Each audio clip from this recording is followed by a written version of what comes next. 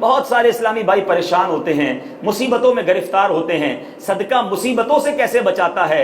اے میرے بیچ اسلامی بھائیوں، حدیث پاک ہے، پیارے آقا فرماتے ایک عورت کے منہ میں لقمہ تھا، اپنی پسند کی چیز، اپنی ضرورت کی چیز، اپنے لیے بہترین چیز جو ہو وہ اللہ کی راہ میں خرچ کرو۔ اللہ کی بارگاہ میں کتنا پسندیدہ عمل ہے کہ وہ بہترین چیز لقمہ منہ میں ہے، انسان کو ضرورت ہے نا، بچا ہوا کھانا نہیں تھا، ہم بھی بانٹتے ہیں، جو کھانا بچ گیا کسی کو دے دو، کپڑے پھٹنے والے ہیں کسی کو دے دو، کمبل پرانا ہو گیا غریب کو دے دو، جو بچ گیا جو پھینکنے والا ہے وہ ہم اللہ کی راہ میں دیتے ہیں۔ اللہ کی بارگاہ میں وہ خرچ کریں جو آپ کا پسندیدہ ہے۔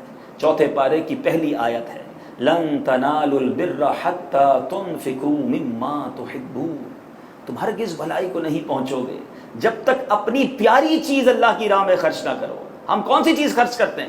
نبی پاک فرماتے عورت کے منہ میں لقمہ تھا، اور اب ایک سائل آیا، ایک فقیر آیا، عورت نے منہ کا لقمہ نکالا اور اس سائل کو دے دیا، اللہ کی راہ میں خرچ کر دیا۔ اب اس عورت کے پاس کچھ عرصے کے بعد ولادت ہوئی، بچہ پیدا ہوا۔ جب وہ بچہ کچھ بڑا ہوا تو عورت کے اس بچے کو بھیڑیا اٹھا کر لے گیا۔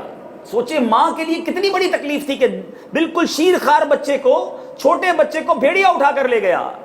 اللہ تبارک و تعالیٰ کی بارگاہ میں اس نے فریاد کی، میرا بیٹا میرا بیٹا۔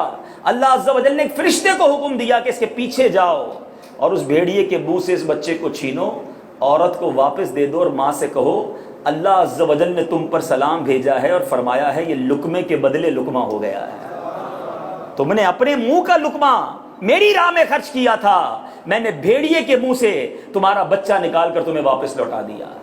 یہ ہے صدقہ، یہ ہے اللہ کی راہ میں خرچ کرنے کی فضیلت۔